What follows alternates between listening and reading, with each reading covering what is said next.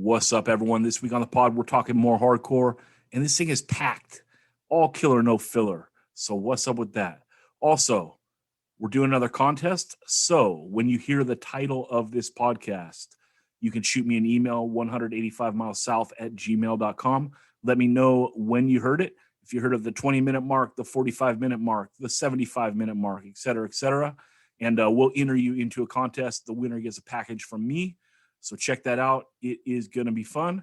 And also, subscribe to the podcast. That helps the most. And you can go to 185milessouth.com. It's got all the playlists for every episode. It's got all our links. Smash that Patreon button. You know what to do. And let's get on with the show.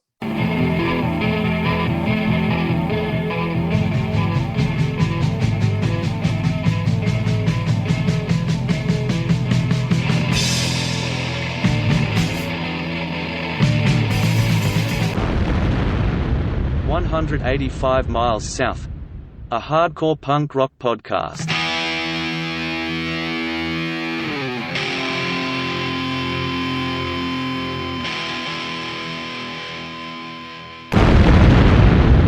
Vocal test karaoke.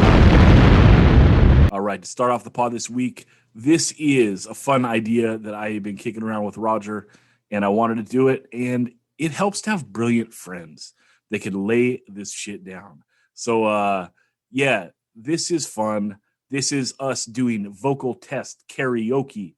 It's Retaliate with Greg from Take Offense, busting that solo. And let's get it started. First dude up is Chris Ramos from Dead Heat. You got to go pre-order the new Dead Heat record. It's called World at War. You can get it at Triple B Records. And Chris, handle business, dude.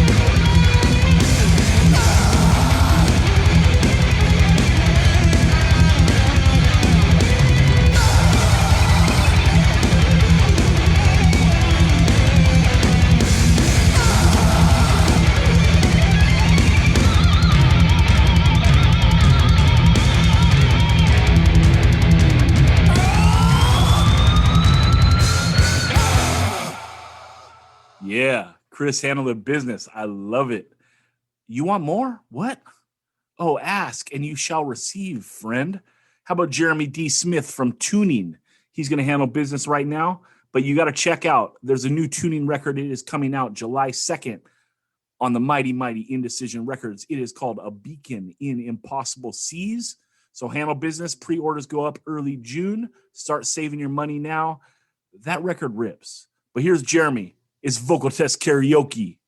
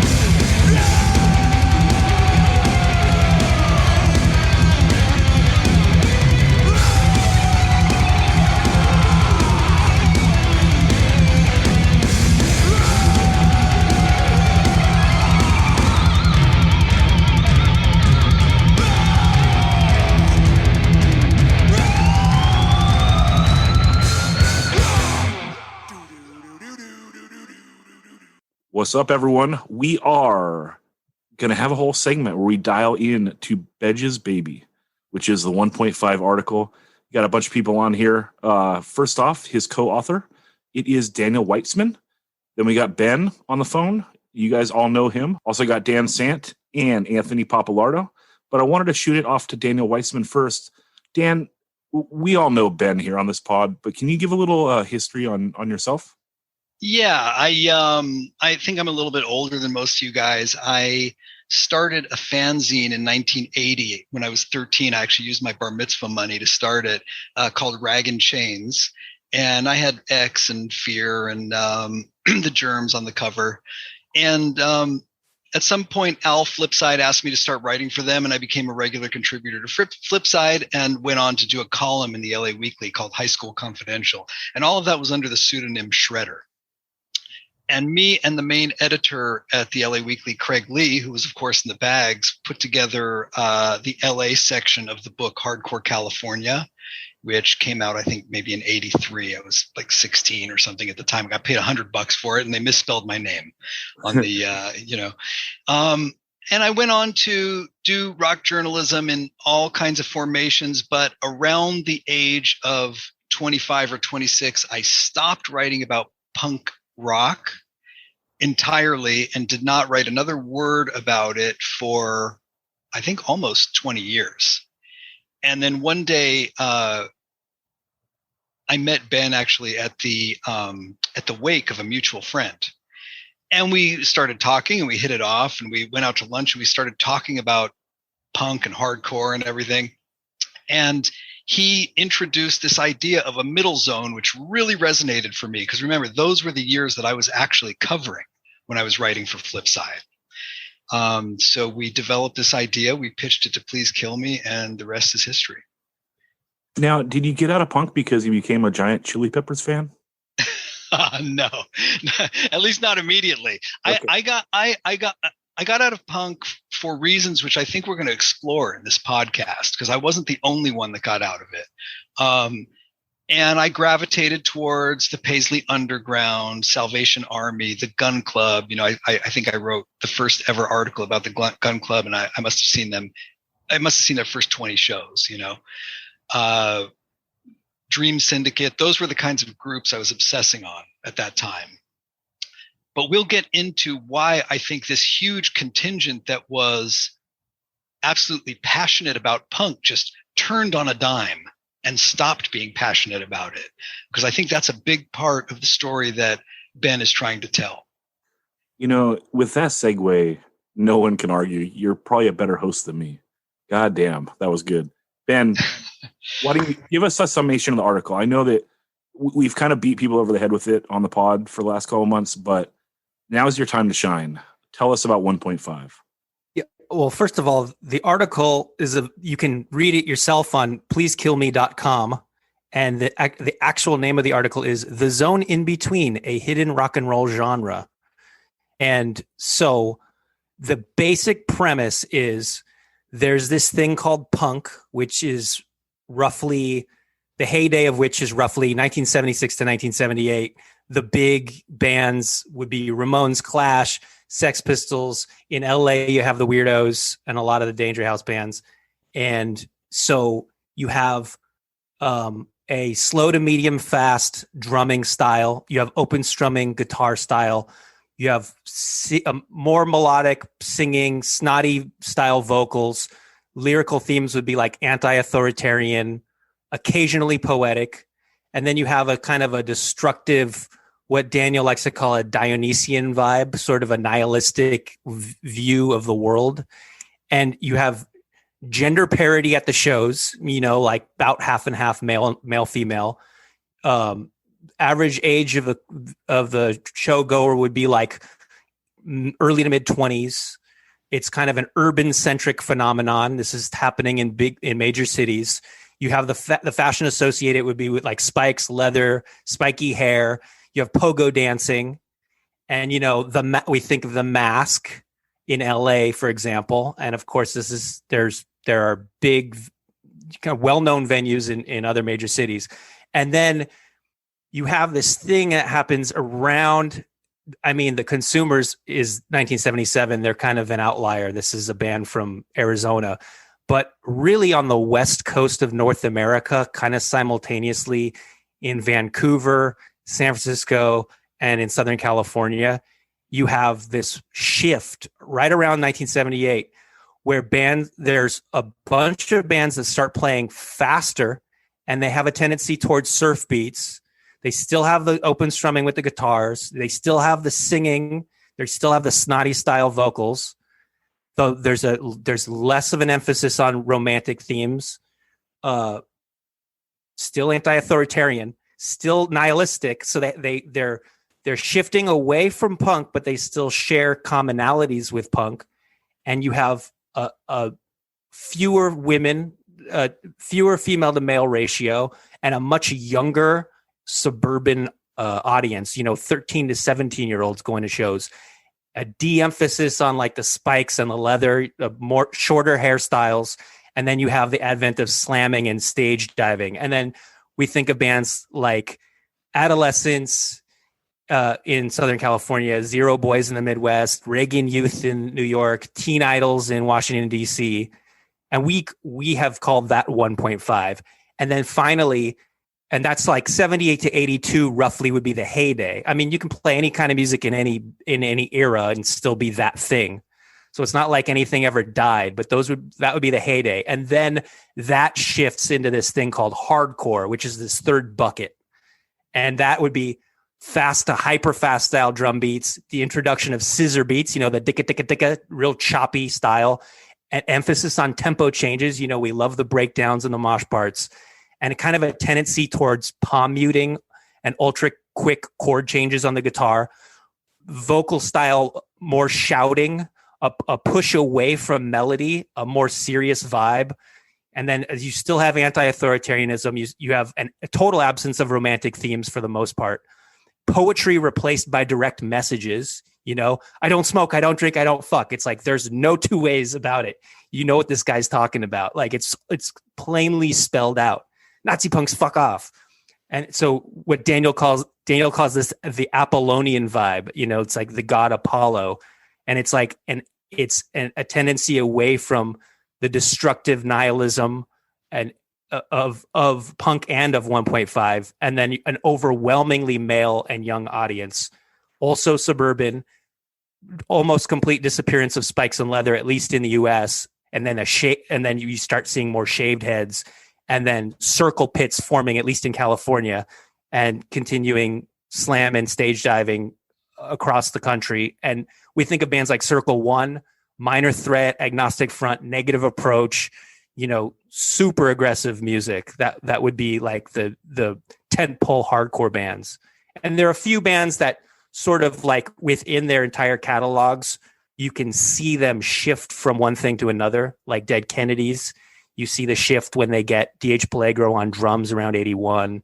You see the shift with the Bad Brains as each record they do is faster and faster. And then they start kind of becoming Rastafarians and sort of preaching a message that they have, which is a very hardcore thing, a hardcore mentality.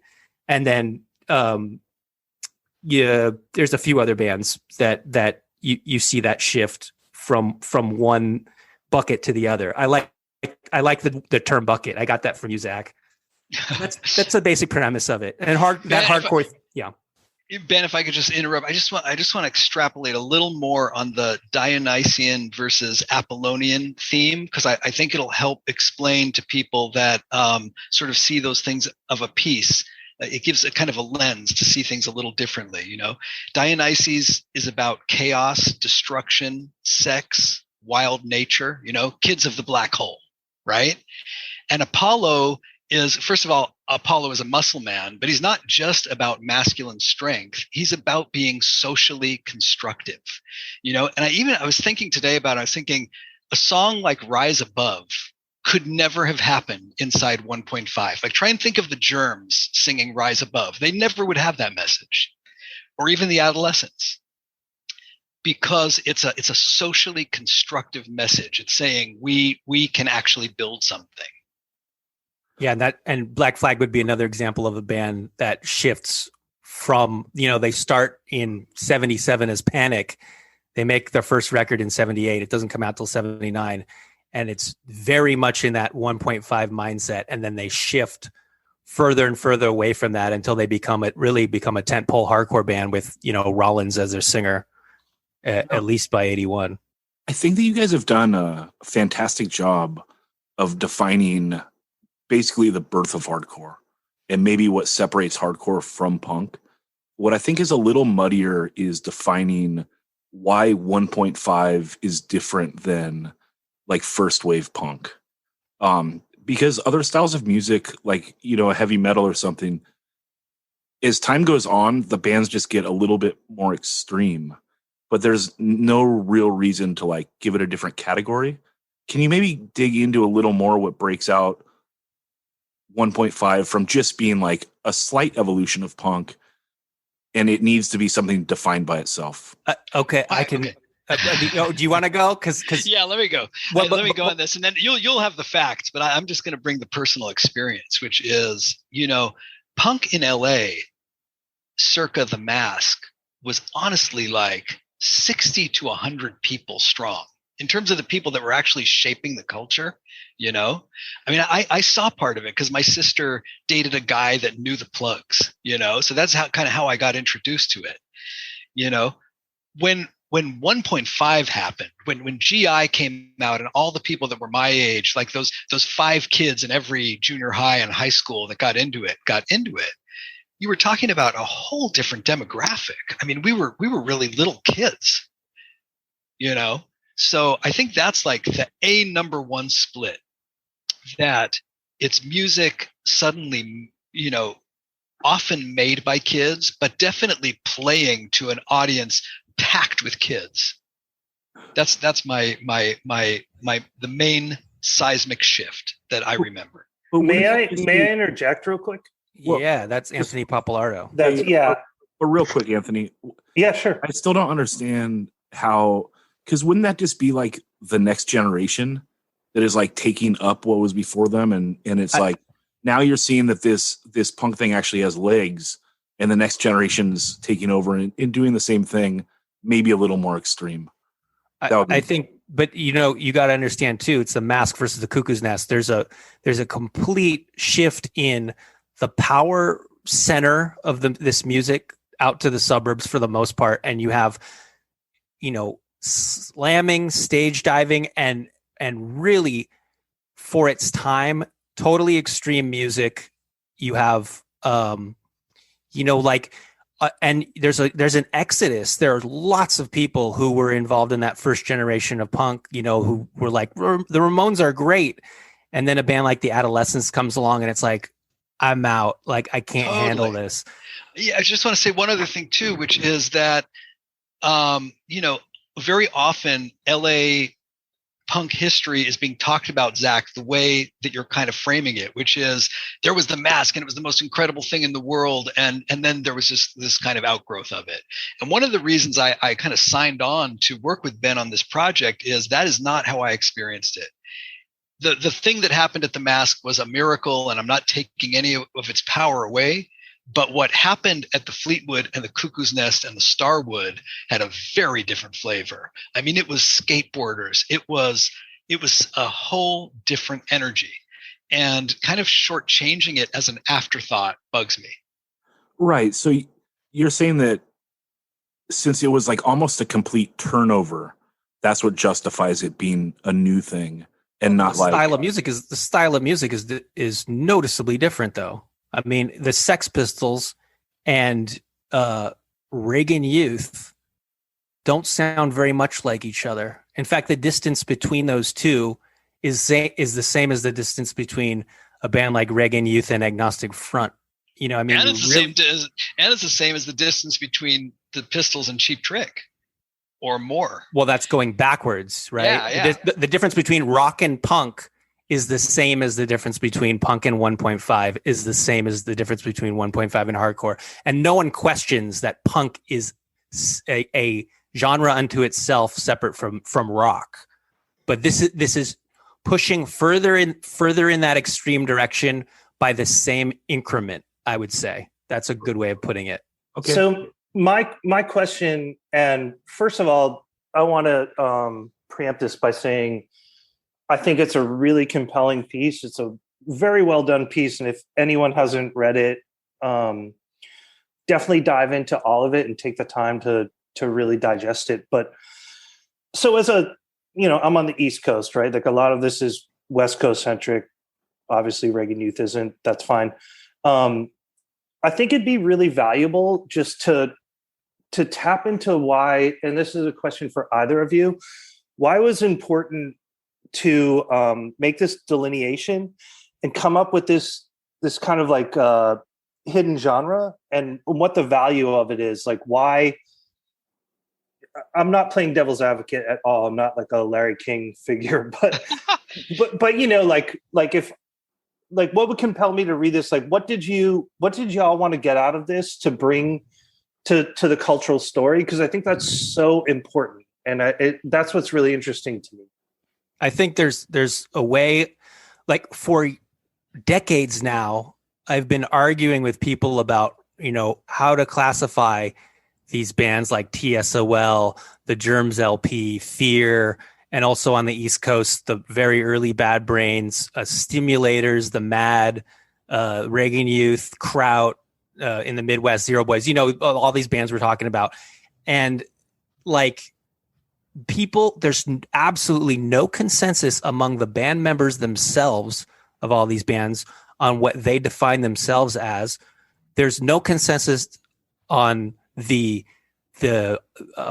fans of these bands. If you're coming at it from a punk perspective and you like these bands, you might say, oh, they're punk like me, or vice versa. And so I think it's like, here are these bands that all represent this generation between these two well-established genre terms that kind of like fall through the cracks as far as how they're defined.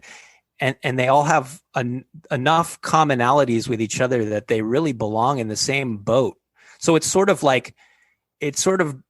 guess the point of it is to draw attention to the greatness of these bands and also explain that evolution doesn't happen overnight. There was a middle stage from punk turning into hardcore. And, it's not like we've picked like three bands we thought kind of sounded similar and like decided to apply a genre name to three bands. There's a playlist that I created that's 189 songs big. So this is like a really significant number of bands that sort of all fall into this middle section that we're calling 1.5. Is it fair to say that it's kind of like we like to group things into generations, whether it's like Gen X, Zoomer, whatever. Is it fair to say that 1.5 is literally what you're describing? You kind of have your foot in two generations, like it's a between generation. Does that make sense? Exactly. And in fact, after we started writing this, we found, I can't even remember, someone must have posted it on Facebook, that the baby boomers that used to be anyone born immediately after World War II and before 1965 was considered a baby boomer. Well, that's a 20-year span. But then someone decided 1958 to 1964, the very youngest baby boomers, were breaking that off and we're naming that Generation Jones because they share similarities with each other in the way they were raised and the era they were raised. And it's funny because when I showed that piece to Daniel Weitzman, he said, 1958 to 64, these are the people, the kids who grew up and started 1.5 bands. I mean, Ian MacKaye was born in 1962. You can go on down the line. It's like, that's the age these people are. And it's so funny that you can look back at the era they were born and then someone broke them off into their own generation. And that actually leads to a key point, which is that 1.5 is connected to punk in a deeper way, in the same way that punk is really deeply connected to this long strain of bohemia that stretches back to the Beats and becomes rock and roll and rock music and LSD and all of that stuff. I mean, obviously punk is an outgrowth of that. And 1.5 in its own way is more deeply connected to that. When you listen to hardcore When you listen to Wasted Youth, you can feel that it's not connected to that you're dealing with kids that grew up, in an environment that they had not personally experienced too much of the 60s at all. I think that's fair, but again, I think that you guys have done a brilliant job of differentiating punk from hardcore. My confusion isn't like what you're calling 1.5, isn't that just hardcore punk? Well, we figured out today that everything we're calling 1.5, you call hardcore punk. But the only thing, there are a few reasons why I think that calling that middle section hardcore punk sort of confuses the issue. And one is that hardcore, that third category, the Circle 1, Minor Threat, Agnostic Front, Negative Approach category, that actually is short for hardcore punk. Right. I think it got shortened out of it's just the way language works. You don't say bebop jazz, you say bebop, and everyone knows you're talking about a form of jazz music, or things get shortened over time. And so, and it's also like, there's something that about that middle section that's not quite hardcore or not, and not quite punk. So to just call it hardcore punk kind of throws a wrench in it. And then the third reason is all three of these things, punk, 1.5, and hardcore, they fall under this very large umbrella that is punk in general. This is this is one continuous story, right? So it's all punk in a matter of speaking. So Zach, imagine if we said, going forward, we think punk should just be called proto 1.5.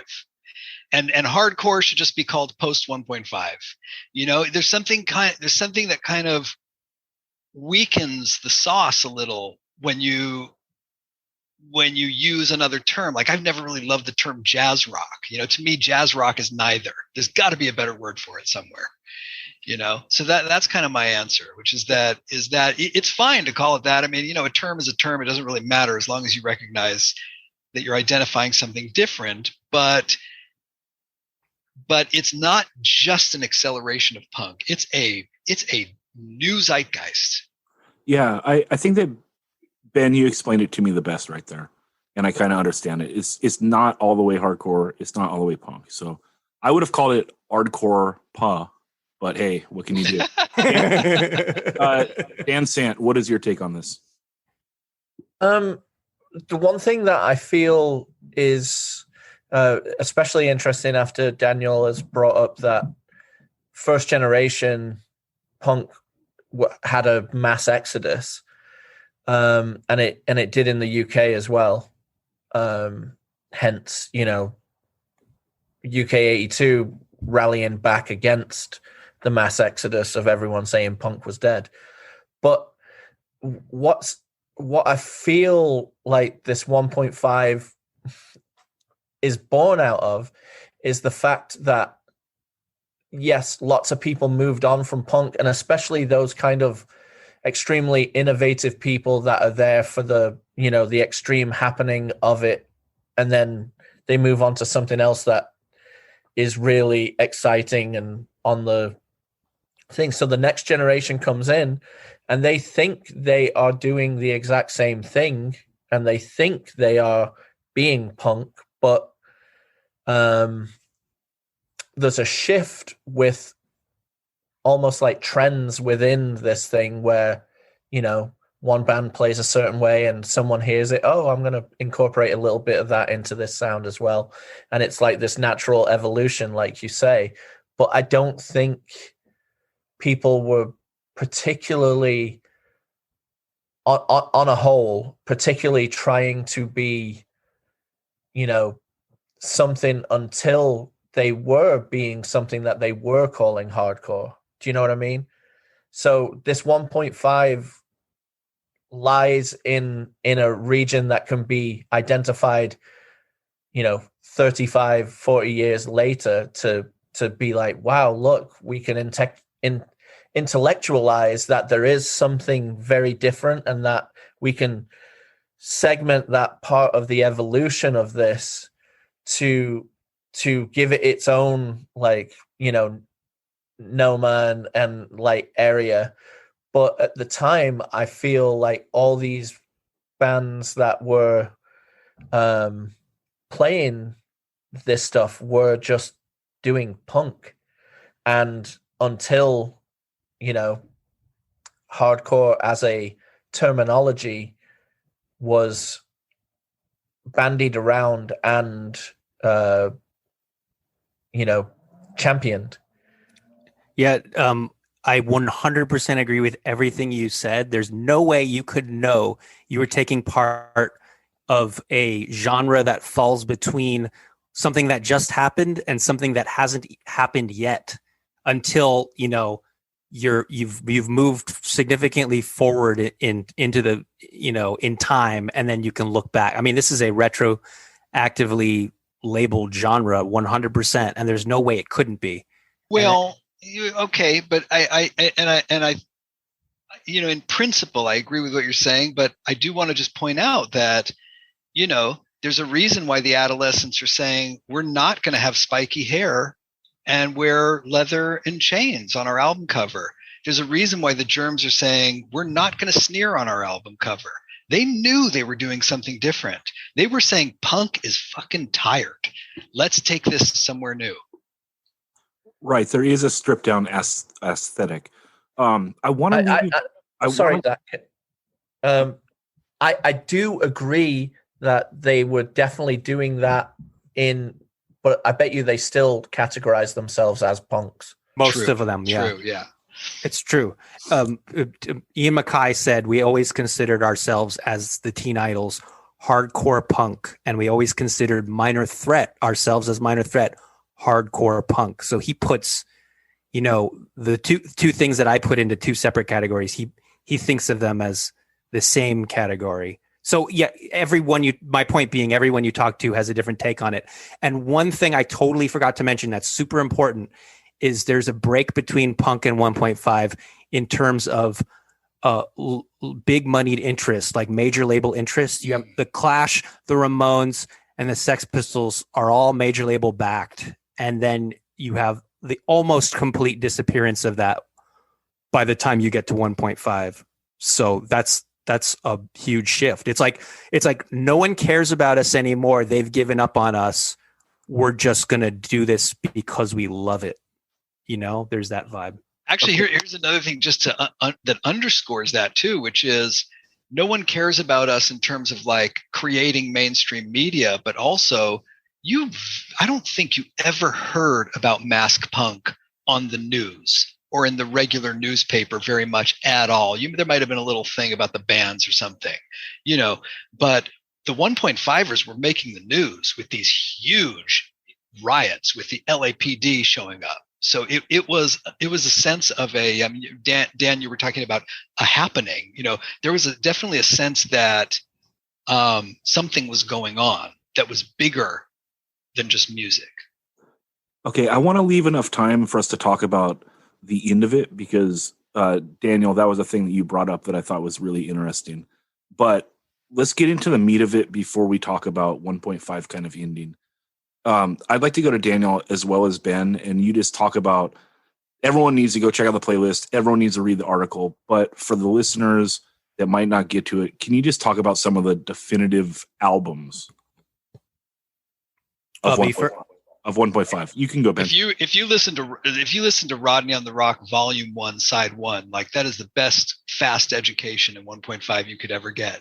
It's got a surf feeling. It's got a California feeling. It's bright, it's colorful, it's sunshiny in a way that nothing had been before. Yeah, and outside of California, I'd say you have DOA, the early years. I know they have an album called Hardcore 81 which confuses the issue greatly for many people, but they really are playing that mid-tempo style that I associate with 1.5, and they started so early anyway. They started 78, and the Canadian Subhumans as well. And then when you move further east, I think one of the greatest, one of the purest examples of 1.5 would be the album Vicious Circle by the Zero Boys, which is completely created in the image of California. Like all these California bands toured through, they inhaled Flipside and they completely internalized it. And then they kind of altered their sound between their first 7-inch Living in the 80s, which is very punk, almost like a New York Dolls kind of thing, to this hyper fast and still fun and still snotty album Vicious Circle. So, and Youth Anthems for the New World Order by Reagan Youth is another great one. I'd say the first Teen Idol 7-inch Minor Disturbance EP, the first Dead Kennedys album. Oh yeah. Bad Brains Black Dots, which is their 1979 demo before they get hyper fast. And as far as bands that never made that conversion, Fear the Record would be a good example. I'm just going through the thing right now. DI, the interesting thing about DI is they started in 82, well after the hardcore sound was sort of winning the war. Not that it was specifically a war, but that sound, the 1.5 sound was falling out of favor, and then here comes DI, and they start making records well into the hardcore era. Naked Ray Gun from Chicago, the Effigies from Chicago. I think that's a lot of examples. So yeah, I'm just right on. Okay. Okay. Is there anything else you want to talk about of the meat of this issue, or should we talk about like it kind of, why does 1.5 fade? Well, I can. Yeah, go ahead. Can I ask one thing before we move away from the meat of it? What do you think the importance of the formation of this changing of sound and attempt at distancing from, what would be considered first wave classic punk? Do you think there is anything to do with the terminology which was rampant at the time, especially on the West Coast, especially from Rodney, called the New Wave? Well, it's a shift even further away from New Wave. New Wave would be like the light version of punk, whereas 1.5 would be pushing further into the hard and fast direction. No, that's what I'm saying. Like, do you think there was a strong attempt at distancing from what was being, punk light to a lot of the punks? Absolutely. I think that's a great point. I think that one of the things that happened is that there was this need to be harder and differentiate. And, that's a very high school kind of concept. It's like, I'm not that, I'm this, and when, as hardcore bubbled up, it was more about suburban high school kids creating their own culture. And they definitely were trying to say, I am not that guy from Valley Girl, I'm doing the real stuff. Yeah.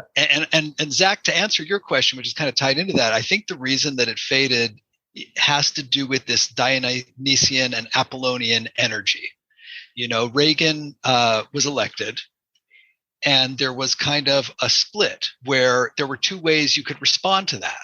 You could respond to it by writing a song called, Fuck Authority, which would be the hardcore way, or you could respond to it through greater decadence, which would have been like going down the road that I went, which is like the Gun Club and Salvation Army, and kind of a return to rock and roll basics in a way, to rock music basics. So I think that is, Ben actually pointed out to me that a lot of people of my generation, there's like a whole contingent that bailed out late 81, early 82. His friend Amy Linden, who's another rock critic, Ben, who are some of the other people that Jack Rabbit from Big Takeover. He talked about getting that Not So Quiet on the Western Front comp in 1982 and being like, holy shit, there are 47 bands and they all fucking sound the same. Fuck this. I mean, he said it in a much nicer way, but Tim Somer, who did the Noise of the Show radio show on WNYU, he was kind of like the New York equivalent of Rodney Bingenheimer for that scene. Like by 82, 83, he was just like, what people care about now is the slamming and the punching each other more than the music. Like there's a people aren't focusing on what's happening on stage, and it's just getting old for me. So all these people kind of bail out when there's that transition from 1.5 to hardcore.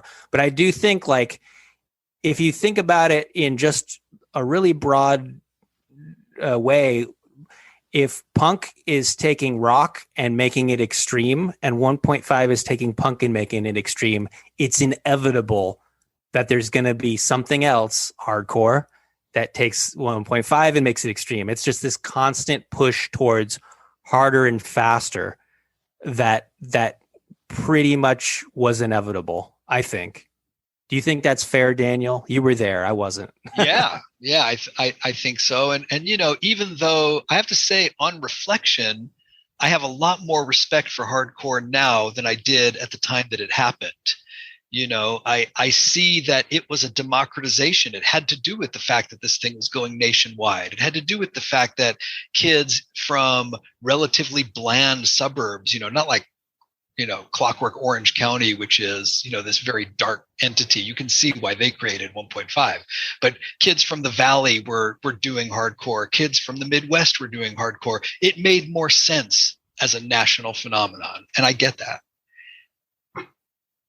Yeah. Okay. Anthony, do you have anything else on this? He's on mute. Oh, there you are. Yeah, sure. Yeah.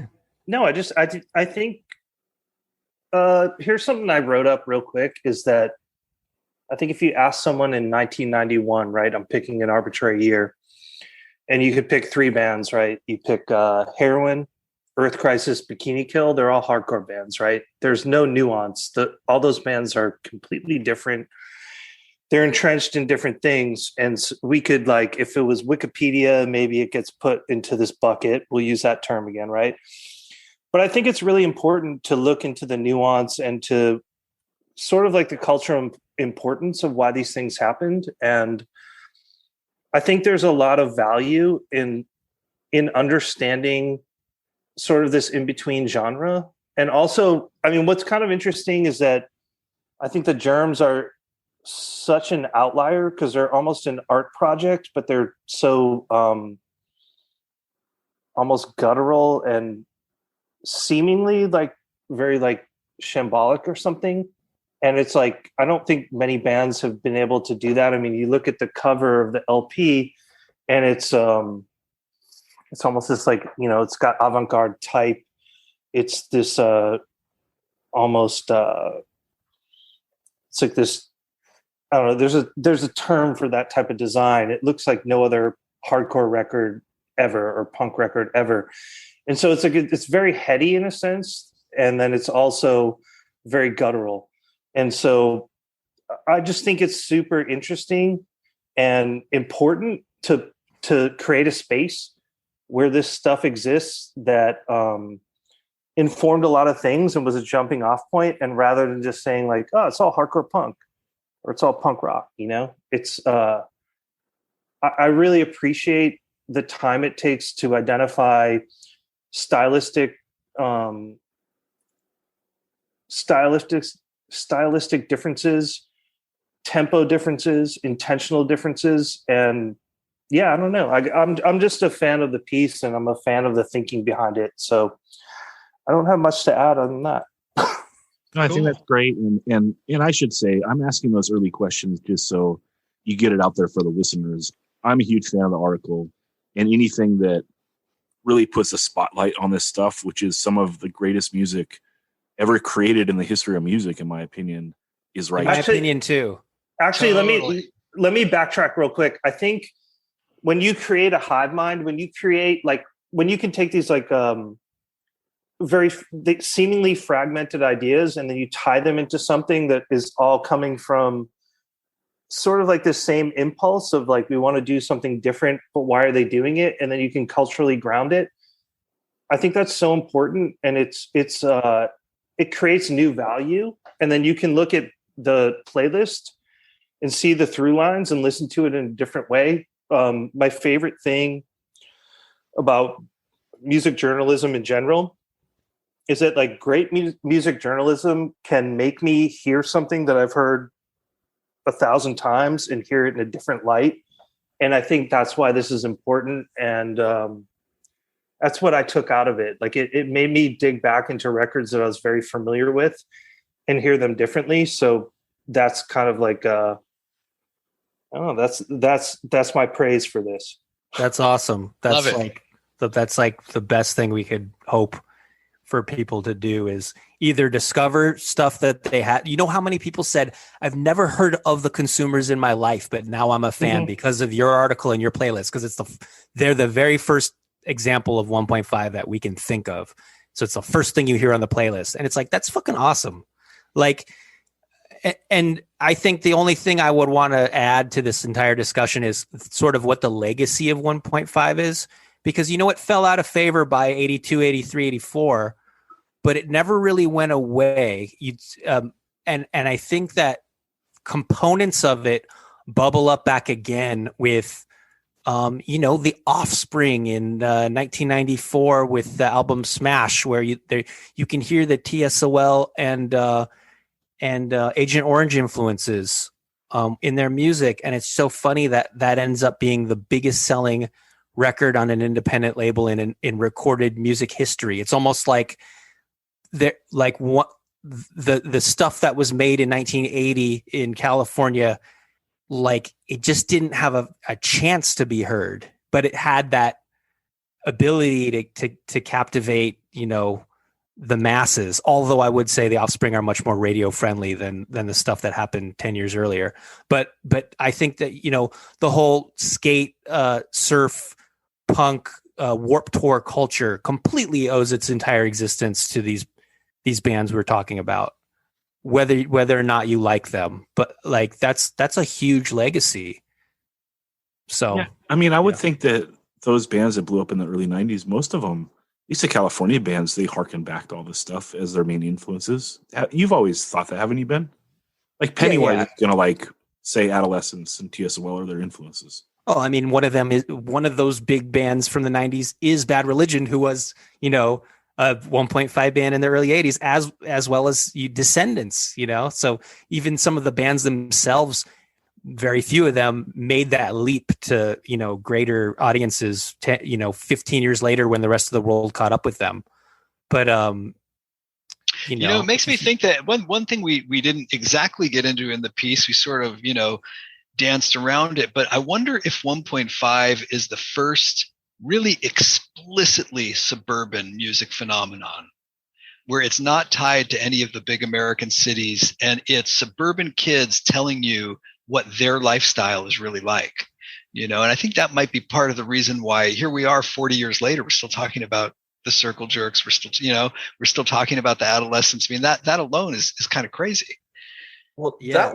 that was something I was going to bring up, like, because the piece, you know, is California centric, not entirely, but, you know, a lot of this happened here, and you know, first person witnessing it, you know, and the people that you can interview about it, etc., have really strengthened the argument. But the one thing I was going to, you know, kind of, when you think of punk, first wave punk, you think of New York City and London, you know, primarily. And this was those two epicenters, like the bleed going out across all the other places that weren't those places, is something that I got from reading this too. And it's interesting that you just said that too.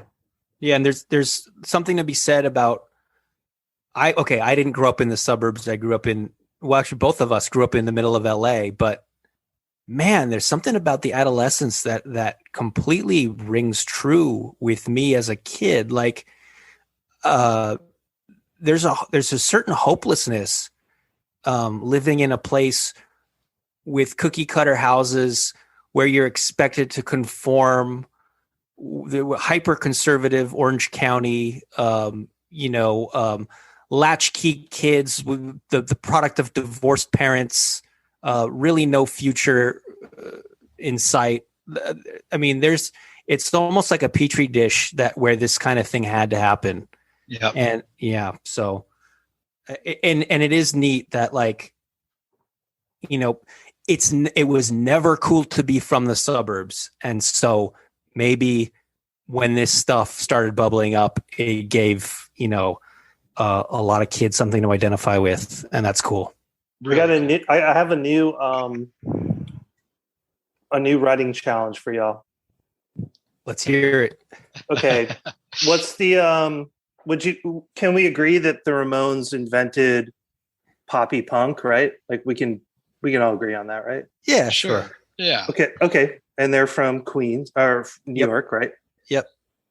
Why then did that not become the hub of that style of music and it became California? I think that's super interesting. We don't need an answer. This is a new article for you. What I would like to hear you guys break out is Ben puts everything into this giant pop punk bucket, but like there's so much difference between Pennywise and Green Day, like if we're breaking out 1.5, there has to be a differentiation there. And that's fair. And I think that's totally fair and valid. And I think when I listen to Pennywise, I hear 1.5 influences that I don't hear when I listen to Green Day. So yeah, I agree. So maybe there's a through line. We got to do that. That Also, 1.8. That'll be my article on shorts metal. That's a different one. Anthony, I want to address. I actually was the as told to for Dee Dee Ramone's autobiography, and I think I might have the answer a little bit about. I love it. That's amazing. I think that the Ramones there was something suburban about them. I mean, first of all, Queens is not Greenwich Village, sure. And also Dee Dee himself grew up in suburban Germany because he was an army brat. I think that their sensibility was like, it was very formed by the Archies and, all that plastic rock stuff that was happening.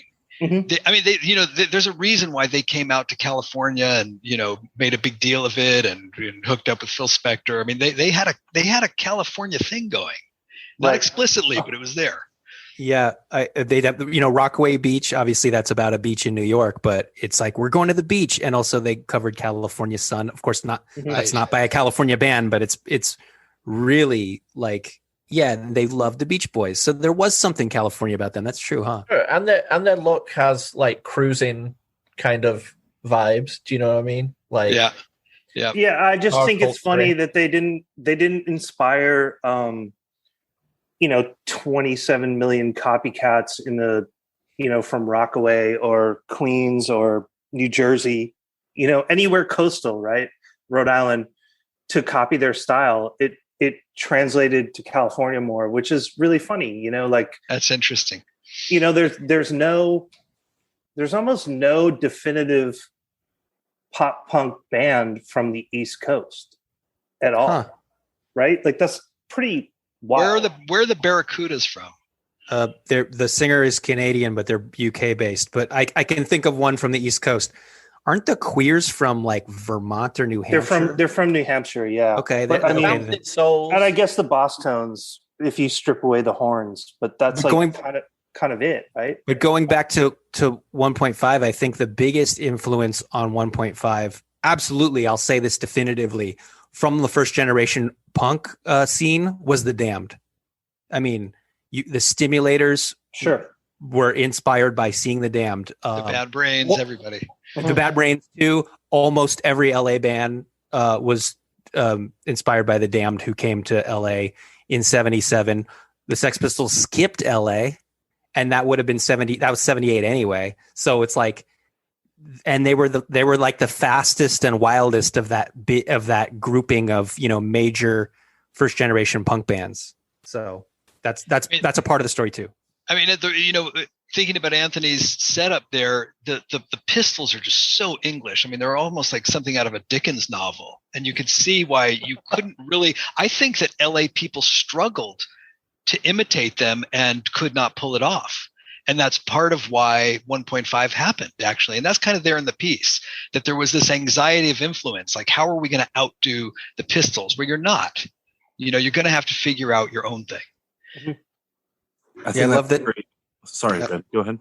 I said I love that term, anxiety of influence, because you get a record like We Don't Need the English by the Bags, where Alice Bag is literally singing in an English accent, and then you get Let's Get Rid of New York by the Randoms, and then the other side of it is ABCD, which sounds exactly like Looking for a Kiss by the New York Dolls, and then you get This Is Boston, Not LA.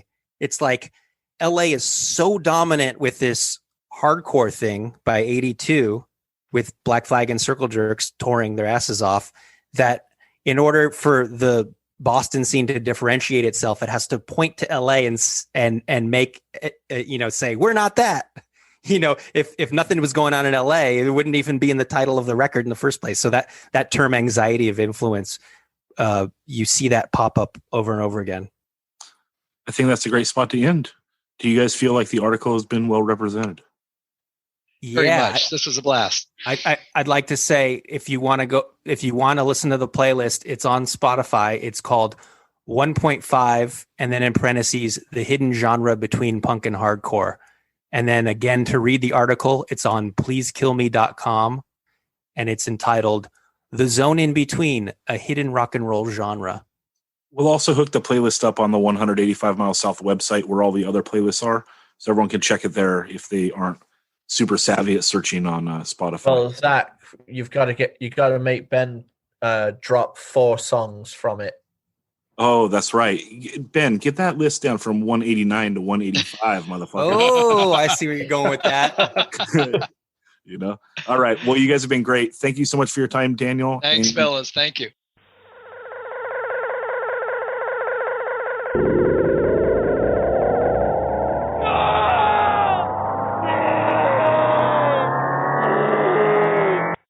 All right. This segment, the day before a classic album was recorded, the singer of that band was abducted by a UFO.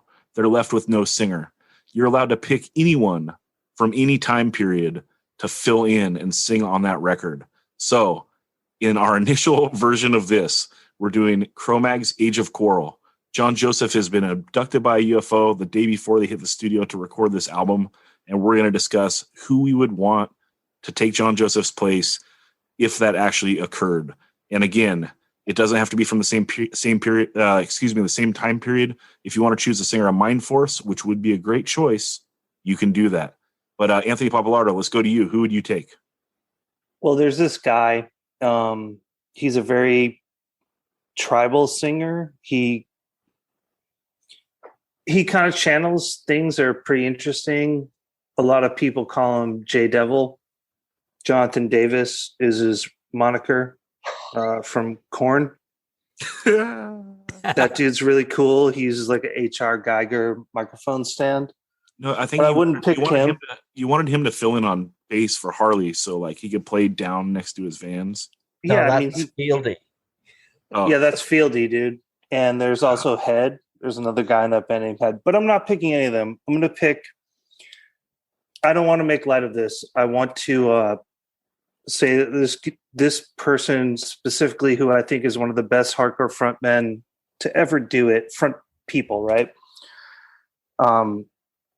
Eddie Pomponio, Eddie Sutton, right? Like Eddie Leeway. That dude's amazing. He's battling cancer right now. I believe he has a GoFundMe. Please help him out. Like that dude's so I don't know how to explain. Like for me, like Leeway is a band that like one of the first live bands I ever saw that just blew me away of how charismatic he was. Now, if we were going to say, okay, John Joseph isn't singing on Age of Quarrel, who else better to step in with charisma, someone who can like tell those urban tales, someone who just has that swagger and the voice, you know? And so Eddie Leeway is like my analog for like any record I think that sucks. And I'm like, well, what if Eddie Leeway did that? And then quick story, I was at Coney Island High one night, and I just went in. Like I was in New York. I didn't live in New York at the time, and paid my $8 and go in, and I just hear like some kind of like metal mosh or whatever, like prison metal. And then all of a sudden I see fucking this dude ripping it, singing for Marauder. And I was like, what the fuck? Like fucking Eddie fucking Sutton sings for Marauder. It was the coolest thing I've ever seen. And the way he presented himself, like just such a, I don't know how to explain like that dude in his prime or that dude when he's inspired is just like such a presence. And so I think if we had to replace, and also I just want to say, like, I want to step back, like Age of Quarrel is one of the greatest records, not one of the greatest hardcore records, one of the greatest musical accomplishments ever. And it's almost like you can't replace John Joseph, but if you had to, which is what this segment is about, I'd love to see Eddie Pomponio do that. That he's fucking incredible. What a showman, right? Like what a range and what, I don't know. I think no one else could tell those, could tap into those lyrics and do it the same way and do it interesting and do it with range than him. So that's, if John Joseph was picked up by a UFO, which wouldn't happen because we're in a flat earth, so that wouldn't happen. But if that did happen, then yeah, I want Eddie Sutton to step up. Yeah, I'm agreeing with you here, Anthony. That's my choice as well. And there's other people that I thought about that could fill in. Like you tossed out Mike Muir today, and I was thinking about it. I was like, ooh, that would be ill. Like it'd be kind of good, right? Yeah, because like in a live setting, I mean, Mike Muir is so good. His vocal has enough range, but and Roger would be great too. And then if we're doing all time, I love the Sarah Mind Force a lot. Like I wasn't joking when I brought that up. I think you could transport him maybe. Just a lot of options. Roger Agnostic Front, kind of a no-brainer. But it comes down to Malfunction.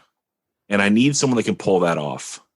And if it's not JJ on that day when he busted out those magical notes on Age of Quarrel, I think Eddie's the only answer. He's like, I think Eddie might be better. I'm just going to put it right there. Like, just think about like Malfunction, like when you got to sing it out with that dude in the skeleton outfit. Come on, knee pads. Come on. Yeah, for that song, he might have killed it even more. I don't think anyone could do it better than John Joseph on that day. But if I had to choose someone else, it would be Eddie. Ben, what's your take on this? I think that if Eddie were the singer on that record, it would be just as good as it is. I don't know if it would be better. It would be better than any Leeway record. And so great choice is basically what I'm saying. My answer is HR. And the reason is because I think Cro Mags were so heavily influenced by the Bad Brains that having the singer of the Bad Brains sing for the record would be wild. And it's almost like right around the same time Bad Brains put out Eye Against Eye, which is a little bit more rock or metallic than their previous material. But Age of Quarrel is, quite metallic too, and it kind of does that better than Eye Against Eye musically. Mm-hmm. So if you put HR in there, I think it would actually make it a better record. Like it. I mean, no diss on the record as it is now. It's one of my favorite records ever. But my God, if HR sang on Age of Quarrel, and I think he would do Malfunction justice because Bad Brains have slow songs and he sounds good on those too. So yeah, HR is a great choice. HR is a great choice because just imagine him singing like We Gotta Know when it kicks in. Like that is the Bad Brains influence on the way that John Joseph is singing. So it would be wild to hear HR do it. Daniel, sorry for cutting you off. Let's go to you. Yeah, I was going to say on the move, it's essentially an HR like worship moment anyway on the Malfunction part. Totally. Yeah, I mean, isn't We Gotta Know almost like a redo, like a 2.0 of Pay to Come? Like it's insane. Yeah, very, very similar. Daniel, what would be your choice? I'd go with Dr. Anthony Fauci. All right. I would go with Raymond Capo.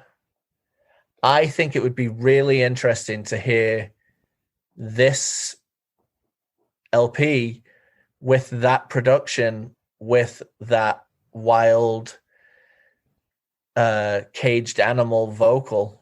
Okay, what version Ray Capo? Pull Ray Capo off a record. What Ray Capo are we getting? Break Down the Walls. I think Break Down the Walls, Ray Capo matches this better than We're Not in This Alone, Ray. Although my favorite Ray is We're Not in This Alone. So it's interesting, but I'm gonna go Break Down the Walls because I want way more of the buzzsaw. Like I want it to be function. I You've heard fuck that, with though, that. right? I That would really be fuck ill. with that. That would be ill. You've heard that though, right, Daniel? That the Take a Stand Live Youth of Today album that Lost and Found put out. They cover Youth of Today covers Malfunction. Mm-hmm. Yep. Yeah. But I'm saying with the NYHC like reverb heavy recording of this, like having Ray's vocals in a pocket over these songs on a very like on one of the best recordings of a hardcore record ever. God, it could just sound different and amazing, you know? You're right, because he draws out syllables a lot of the time, like Yeah. and pushes them into the next measure. Like Ray Capo does that a lot. Like he's singing over the music in a good way, and like that would be really cool to hear. And then he occasionally does those just very clean line out of nowhere just to differentiate from how growly the rest is, you know? Well, the final 7-inch version, Ray Capo, would be very interesting too when he's a little more tuneful. Yeah. I have a And question for everyone. Has the Cro Mags, has Leeway ever covered the Cro Mags? No. Has Cro Mags ever covered Leeway? Yeah, they have. well, every single set nowadays, Yeah. the intro. That's Yeah. all. Yeah, right on. And to sum up, like if people want to get the best of the Eddie Leeway performance, Anthony, what was the YouTube show that you shared with us? Because that was I would do that that set at CB's where I believe he's wearing like a Batman shirt and like his voice. CB's is like a magical place where everyone sounds good, but there's certain people where their voice projects through the whole thing. That shit is psycho. Like that's one of the best sets I've ever seen in my life. I believe it's like Leeway at CB's 86 or 87.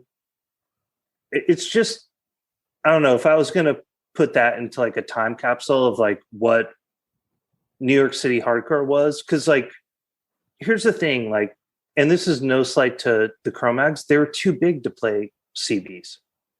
Like the Cro Mags were a Ritz band, you know?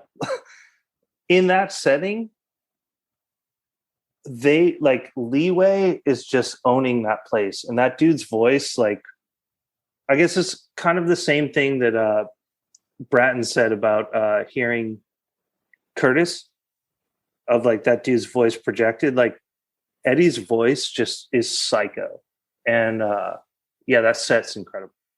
Yeah, that set's incredible. Also, I saw him 2019, I believe, 2018, 2019 at a bar in San Diego. And he's still got that magic. I mean, he's just one of those guys that like, you know, there's, we say character in the nicest way because like there's a intangible of their personality that makes them special that can never fade. So if you haven't had a chance to see Eddie in Leeway live, make an effort to do it when shows come back. You know, because these people deserve your respect and they're not going to let you down, in my opinion. There's a vulnerability to Eddie Sutton. What's his real last name? Pomponio. I had no idea. I thought Sutton was his last name. Yeah. Now, I think what's like really interesting about him, it's kind of the same thing as Pete Stahl, is that they were brought up on like Sam Cooke or like soulful singers, and they're trying to translate that into hardcore. And like Eddie's always talking about like love and like I just think I think that vulnerability is really interesting, and that dude's got pipes, you know, like same way Pete Stahl, like Pete Stahl has pipes, and that's Yeah. just I don't know, it adds something. Yeah, true gems. So yeah, that's our take, and let us know who you would pick, because that's interesting. Hit us up on the gram. Yeah, for real. Tell us. Yep, tell us we got it wrong, because we probably did, in your opinion, man. Well, you know what? There's things called fun facts and then unfun facts. Fun facts and then unfun facts.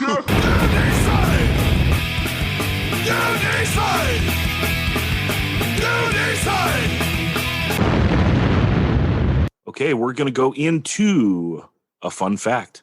Got Anthony Papalardo here. And Anthony, one thing we've mentioned a couple times on the podcast was that the second In My Eyes LP was sped up in the studio without you knowing it. And I think you have confirmed that is correct over text, but we wanted you to hash it out here to give us the whole story. Yeah, so that record, it's almost like the Chinese democracy of hardcore records. It was recorded in like, I believe 5 studios, which is really stupid. Basically, the short story is that those songs were mostly written with me and Luke, the drummer. And we would just go into the rehearsal space that we had in South Boston, and we had them pretty tight. And then it was time to record the record. And, this is not a slight to Damien, but he, Explosion was kind of jumping off at the same time. So Brian McTurnan was leaving Boston, moving back to DC. So what happened was we had done the raw tracks at this studio behind the Middle East, which is like a pretty famous Middle East cafe, famous venue in Boston at this place. I forget the name of it. Doesn't matter. We did the drums and the guitar there. And then we had the skeletons of the songs, and then Brian moved back and he had like a salad days in Maryland, and Damien went down there. He lived in Philadelphia at the time, or he was back in Philadelphia at the time. And we were trying to piece together this record, and at some point it came together. We had like all these pieces. I played bass on some stuff. It felt like a record. And it was time for Pete to do his vocals. And we went to this place called the Magic Egg, which was back in Boston. And it was a really interesting studio. I don't have the the Discogs up of what's recorded there. It's a very boomy studio, and people would go record there because you could get kind of like the Albini sound. It was a very tall studio. It's like 3 stories tall. So you put the room mics up and you get the Albini drum sound or whatever. No idea why we recorded there. Pete goes back in there, and it's time to do his vocals. And I'm like, wow, this sounds fast. And Brian just said, like, don't worry about it. Like, just hold a handheld mic. Like, don't worry about a spit guard or whatever. And Pete does his thing. And I think he tracked it in like a day or whatever. So I get the thing back, and for some reason, I go to play along with it, and everything's a half step off, right? I'm like, wait a minute, the open chord doesn't make sense. And I call Brian. I'm like, hey, man, what's going on? He's like, oh, that performance it was too tight. I sped it up. And so what I think, which he should have told me, which is totally wild, but the MI's demo was no click track, right? It was just go in, blast it out. And I guess why I want to talk about this is because I don't think hardcore of that style should be done to a click track. I think it restrains the drummer and it makes them too conscious. Like, everyone's favorite rock record, not mine, but is like Appetite for Destruction, right? If you start a metronome at any one of those songs at whatever BPMs that is, by the end of the song it's totally different because they need to breathe. They need to do whatever. I think it's the same thing. You could do that with Screaming for Change. And I think when you restrain a drummer trying to play a beat that actually is technically not correct, like a fast beat, it fucks with their head. Luke did that record to a click track almost by himself. It was insane. And I think it's same thing with the MI's, the first record. It sounded too stiff. It was very like it starts to become sterile. So Brian, being a very astute person, his solution was to speed it up. So I didn't, I noticed it then. I didn't give a shit. Sped it up, whatever. Years later, this band from South America hits me up and they're like, can you please explain how you play this song? Because it was one of the songs that was like a lot of open chords. And they couldn't figure out like this, because it had like I think it's the song Perspective. None of it made sense to them because it's like most of the chords are open and they would be going to like the first fret or whatever. And they were acting like it was like they were trying to play like a weather report song or something. Right. And I'm like, no, dude, like, and I was like, oh shit, you got to tune like a half step up. So that record, the music sped up and then the vocal delivery was recorded to the more sped up thing to get like the best performance out of Pete. But so not that anyone, Todd Jones is actually the only person who noticed, which is really funny. Because I used to talk to him quite a bit, and he was like, "What? This is so weird. These songs don't make any sense." And I was like, "No, it's like a half step up." And then later I learned, I believe, Wig Out was recorded that way as well. So yeah, it's just a kind of a strange thing, but it was just to get more energy out of the performance because both of those records, they sound so sterile. And like the first MI's record, I can't even listen to because it sounds like, it sounds like it was recorded by bots or something. Like I can't fuck with it. But the second one, yeah, it is sped up, which is wild. Yeah, I'm glad you confirmed that. I always heard a rumor that one of the later 7 Seconds was actually up a half step as well, just because Kevin thought his voice went better with it. But I don't know which one, and I never bothered to go in and check. Ben, that's a project for you. How about that? I have a question, Anthony. Yeah, sure. Would you prefer that album if he hadn't sped it up? Do you think it would have the end product would have been better had he not sped up that record? No, I think it would have been better if the bass was more prominent because it sounds like an AC/DC record. It's really weird. That record's super weird. I like the energy of it. I think it's cool or whatever. Like it's like my favorite MI's recording, but it just sounds like it doesn't sound like, I don't know. I think for a record of that style to sound good, it almost needs to sound like it was recorded live, And I understand what Brian was doing. Like he was trying to learn how to be a producer or at that point, even like hone his craft. But I think he would have been better served to hone his craft with like the Promise Ring rather than us, like it was just it's the wrong band to try to do it, And yeah, I mean, I think that record would have been better if it was just a live performance, to be honest, because my justification for that is like my favorite MI's recording is on the Super Soul comp that like probably not a lot of people have heard. It's the recording of Welcome to Boston on that, which was live in a radio studio. I believe it was like WERS. It was some college radio station. It sounded really good in there. And then we were like, oh, keep running the DAT. We're going to just run through some songs. And we had just written Welcome to Boston. We ripped through that and it sounded great. And like, I think that I wish the whole record sounded like that, like, I don't think it needed to be sped up, to be quite honest. I think we just needed to be organic rather than, I don't know, just, I don't know. A hardcore record shouldn't take a week. Yeah. You just needed more Sega Genesis samples. Yeah. Well, yeah. Luckily didn't get sued for that. So that's cool. I think we should do a whole segment sometime on the Super Soul comp because that is an interesting one at an interesting time. And it has some of my favorite songs on it. Like that Main Strike song, their version of that song on that record is one of my favorite things ever. So let's do that sometime in the future. But Anthony, thanks for sharing.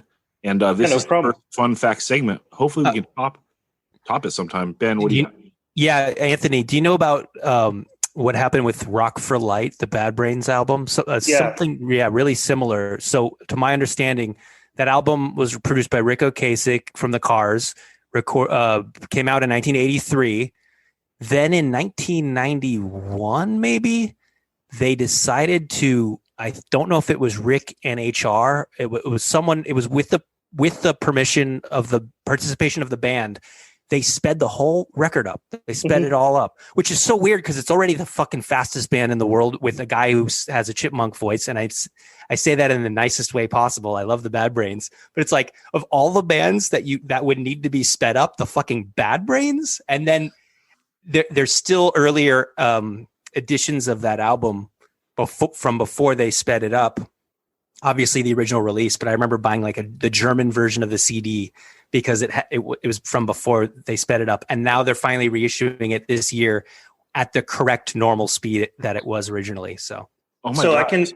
I can tell you like a very vivid recollection of that. So I only had Rock for Light on the PVC records, I believe it's called, right? Like that pressing. And that's how I knew that record. It sounded great. And my friend who he was going to Burlington College in Vermont. He was like, "Oh, come visit me. I'll pick you up or whatever." So we drive up there and he puts in the CD.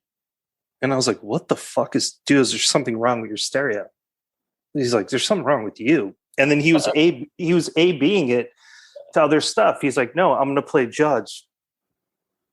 Bringing it down." Yeah, it sounds normal.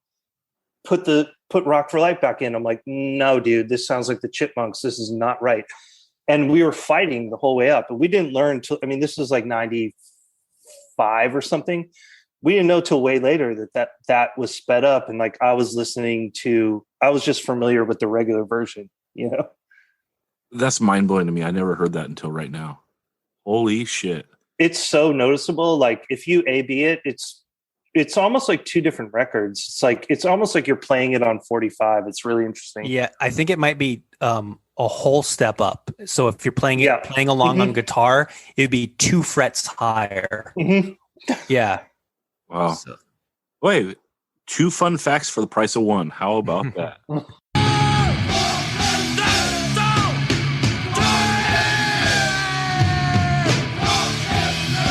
And so are these records. Collector's Bargain Corner. All right, I wanted to do a little segment about some records that I see on Discogs all the time that are super cheap and super awesome.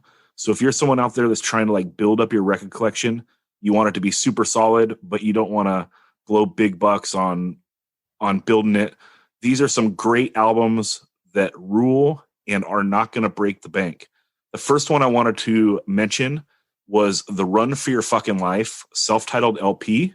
This record rules. It came out on Gloom Records in the year 2000, and it is just a straight rager. If you're into tragedy like that ilk, it's like tragedy with a little bit less melody and maybe a little more manic in parts, but it's a straight rager all the way through. If you live in Europe, you're extra stoked because you can get this for $2, €3, €2, €3. If you're in Canada, it's like $7. In the US, it's a $10 record or cheaper. Put it on your list. You can find it in the $5 to $10 range all the time. And this is a great one to have in your collection. Dan, you love this one, don't you? Yeah, the tragedy reference is very on point, but it's like if tragedy came from San Diego, because there is something very San Diego about it. That's There's right. Something very Gravity Records hits tragedy in there. And 31G-ish as well. It's so fucking good. And you know what the best thing about this LP is? You can listen to it on 45 or 33, and both are amazing. For real. Yeah. But for real, get this record if you want to build your record collection. I think it's a great addition. It is not going to break the bank. And that is the Record Collector Bargain Corner. What's up? Son, you're not a kid anymore. Oh, no. I go to shows. Dad, I already know all this stuff. Well, they don't teach you about everything at shows. Okay, Mr. Smarty Pants? So just listen. when boys and girls get a little older, they start getting interested in punk and hardcore subgenres. Starter kit. All right, we're doing a starter kit, and Ben is gonna describe to us. Nail it down, Ben. What starter kit are you giving us? I'm going to do the early days of the DC scene. So roughly from the beginning of the Bad Brains to the breakup of Minor Threat. So 78, 79, all the way to the end of 83. I think that's like a good period. That's a good, things changed a lot in DC after, Minor Threat. You have the Revolution Summer thing happening in 85. So that could be its own thing. So I'm just talking about these early days. Early days of DC hardcore. Hit it, Ben. Or DC, 1.5, I would say pre-hardcore before it was solidified. So, Bad Brains recorded this demo in 78 and it's really slow. But by the time they record the next demo in 79, the tempos are faster, still not to where they're going to be. And they record an entire album's worth of material at Don Zientara's house with HR standing in the backyard. And neighborhood kids are seeing this guy yelling into a microphone. They don't hear the music because the music's happening inside. He's wearing headphones. And they're just like, who is this lunatic? And so that gets released many, many, many years later. Like I want to say 95 or 96 as Black Dots on Caroline Records, but this is really the Bad Brains 1979 demo, and it's incredible. And there's Rollins and Ian MacKaye love talking about like what would have happened if that came out in 1979 as a full album, like a proper album, because it's so well recorded. It does not sound like a demo. It sounds like a legit great album, and it was all recorded live, which is just insane because it's so good. So I'd say start with that, and the two standout tracks I'm going to say are Band in DC and Pay to Come. I think those are songs that they're really known for. And then moving on from that, we're going into 1980 with the Discord #1, the Teen Idol's Minor Disturbance EP. And so this is Ian MacKaye on bass before he's a singer, Jeff Nelson, later of Minor Threat, on drums, and then you have Nathan on vocals, who then ends up in DC Youth Brigade after that. And so this record is great. It kind of hints at things to come for at least 3 of the members. I think their guitarist kind of disappeared after this. The Teen Idols, the song Teen Idols and the song Sneakers would be the standout tracks on this. And it's famous for the record cover because you have someone making fists with their arm in an X with X's on their hands. And this is kind of before that became synonymous with straight edges of movement or anything like that. And if you want to know why and how that the whole X thing happened, you can read my article, of course. Got to plug that. But it's a really fun listen. It's like there's a fun kind of adolescent, all the stuff was written while they were still in high school, vibe to it that sort of disappears with my next pick, which is Minor Threat. And if you're listening to this podcast, you know who Minor Threat is, and you already own at least you own the CD with all the songs. But how could I not put them on the list? That would be ridiculous. So Minor Threat complete discography. Fuck it. I asked if I had permission to, use a complete discography as an album instead of having to choose. It's like Sophie's Choice, trying to choose which Minor Threat is the most representative one. Yeah, Ben, just to explain that, like this is a starter kit, right, for people that want to understand a subgenre. So basically, you can use anything that's accessible to the people, right? Like that's all. And that thing has been a starter kit for most people getting into punk and hardcore from early 90s on. Yeah, it's mostly the starter kit for the whole thing for everyone whenever you enter. Yep. Yeah. Exactly. I'd say not only is this the early DC era starter kit choice, but if I was to make a starter kit for all of punk and hardcore, this would be on it as well. Yes, of course. So I'd say I'm going to pick the song Seeing Red and the song Think Again. So you get a taste of that 81 era with Seeing Red, which is on their first self-titled 7-inch.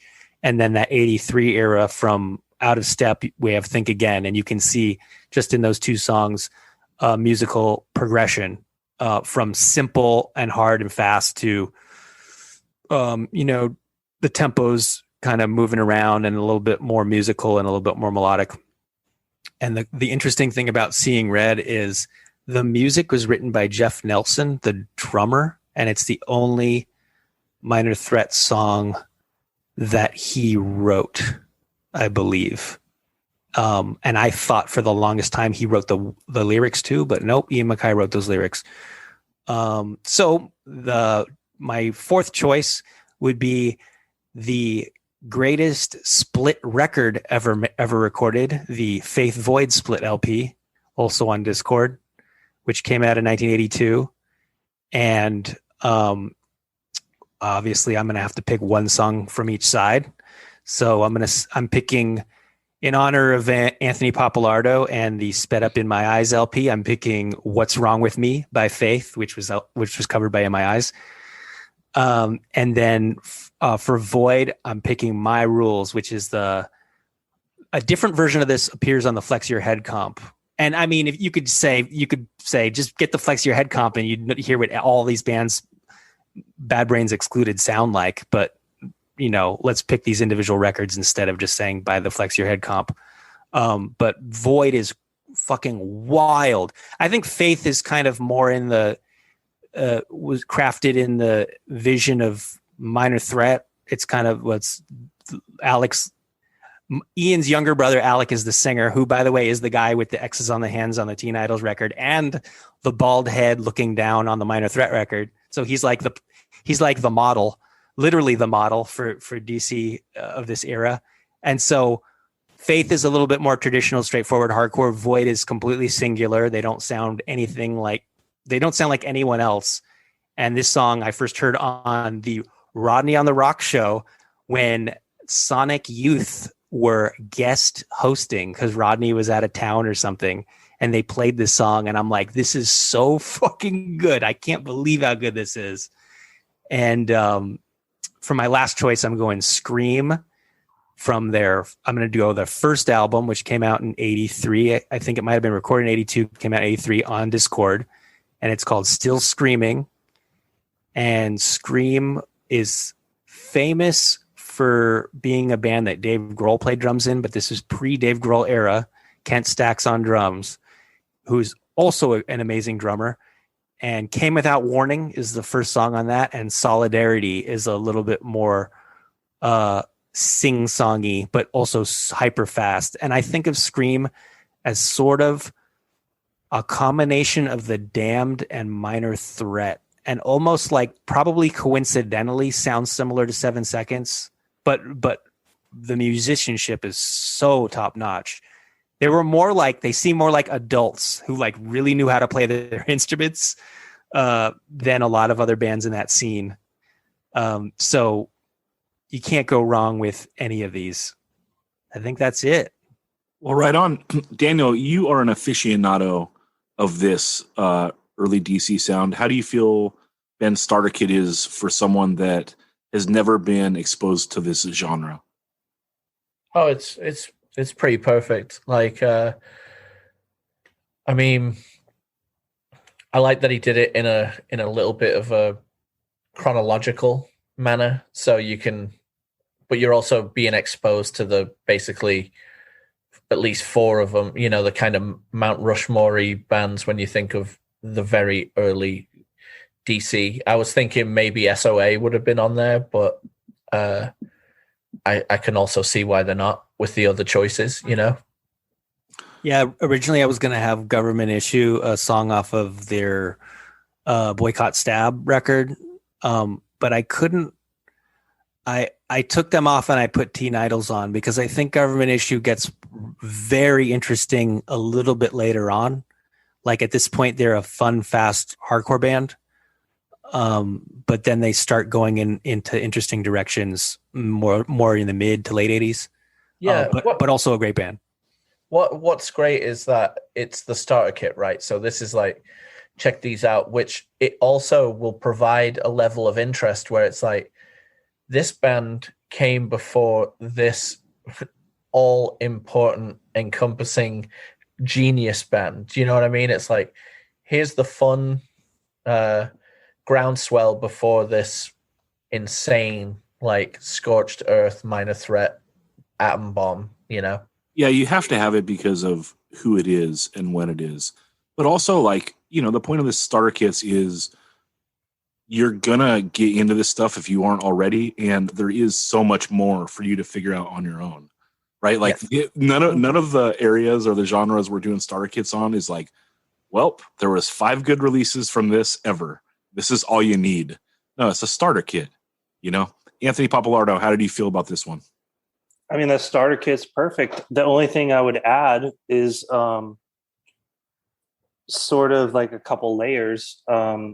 There's kind of bands that are adjacent that are not sort of part of like the capital D, capital C hardcore scene, you know, like we're talking United Mutation or sort of these antagonistic bands, which I think, you know, No Trend, like Numero Group put out that box set. I'm not the biggest fan, but I do think it is super interesting that you have bands that are reacting to like how sort of, you know, it's kind of like if you look at Youth of Today or whatever, right? Like someone comes up with the code of something and then someone has to press against it.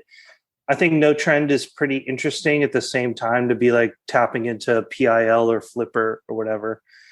And so I think like it's almost like an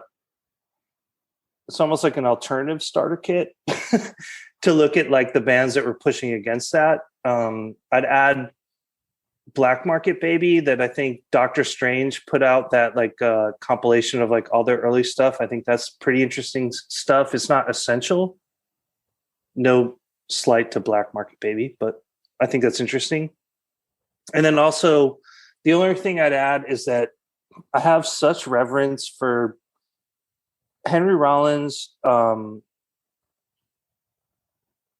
When he had the opportunity he's kind of like the OG reissue person. You know, when he started that label Infinite Zero, which I believe was with Rick Rubin, he was putting things in print that weren't in print, so that like he put all the Gang of Four records, the first 2 Gang of Four records in print, and Devo records that weren't in print. I thought that was really cool. And then later he did and pardon me if I'm wrong on this, but I believe it was the 30 Seconds Over DC comp. So that's like the genre, sort of like the people before what we're talking about.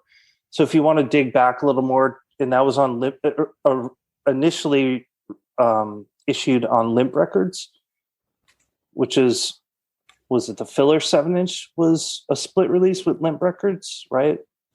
Yeah, like Skip Groff. Skip Groff, right?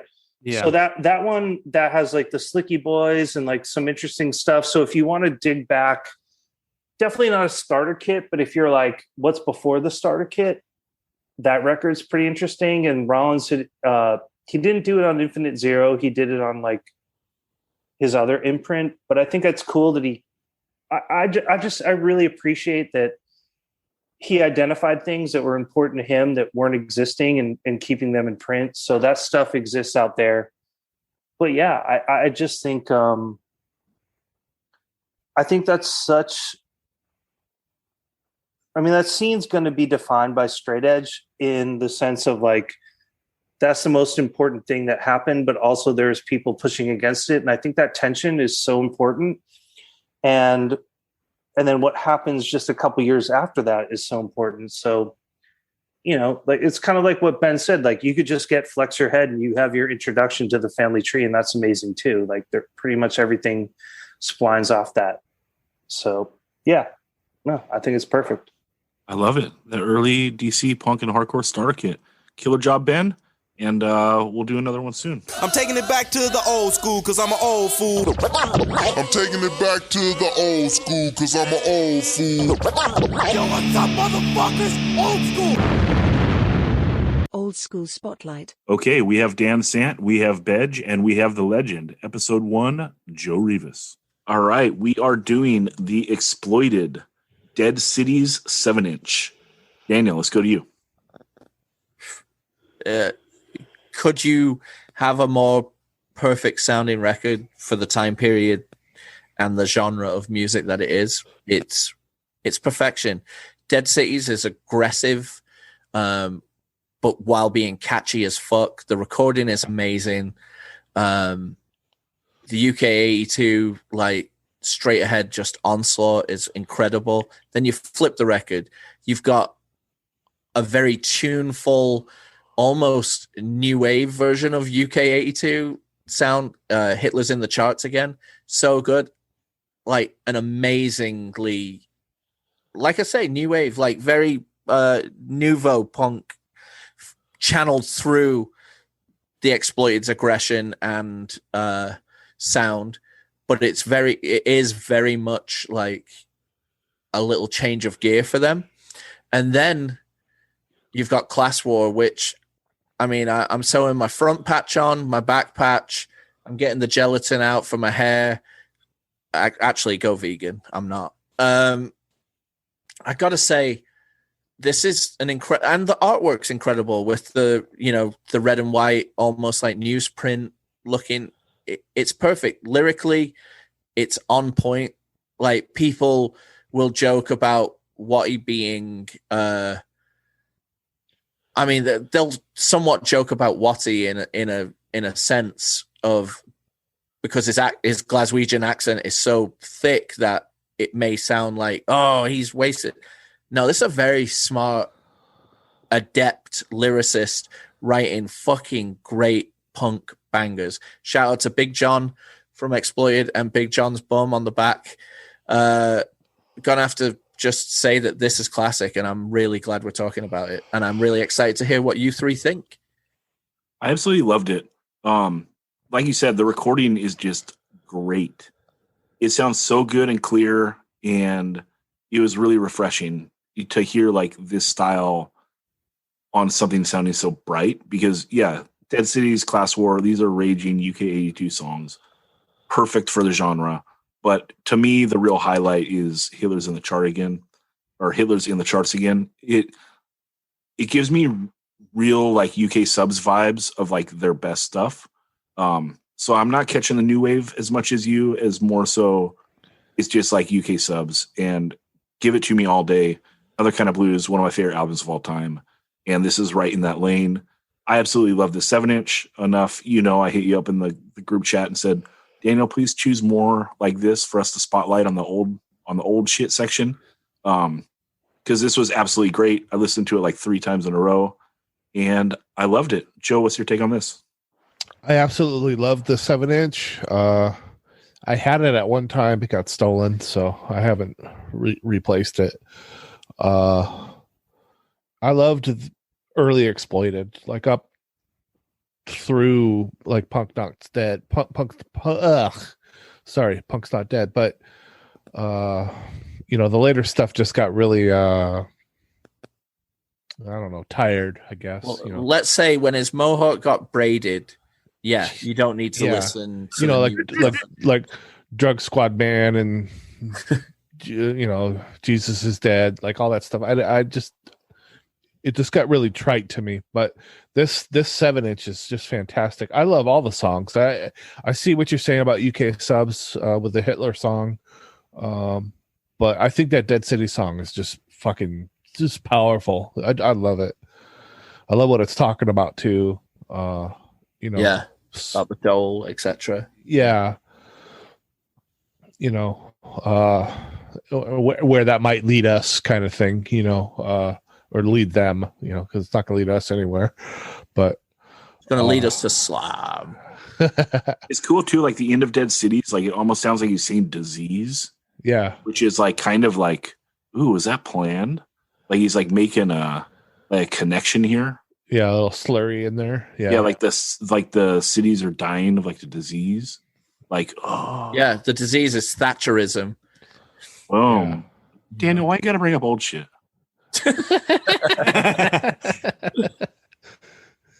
Ben, what was your take on this?